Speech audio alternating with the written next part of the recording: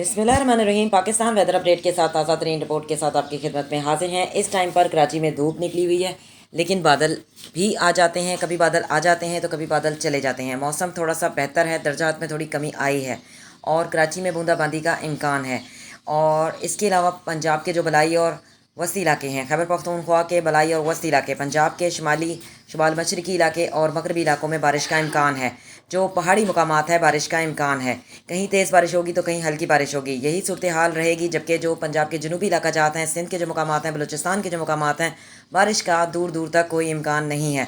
ताज़ा तरीन रिपोर्ट हासिल करने के लिए चैनल को सब्सक्राइब करें। तो मुल्क भर में बारिशों का आगाज़ जून से होगा, यानी 1 जून से ये सिलसिला स्टार्ट होगा और 10 जून के बाद बहुत ज़्यादा बारिशें स्टार्ट हो जाएंगी। कहीं तेज़ बारिश तो कहीं हल्की बारिश, कहीं तूफ़ानी बारिश, ख़तरनाक किस्म की बारिशें जो कि स्टार्ट होंगी।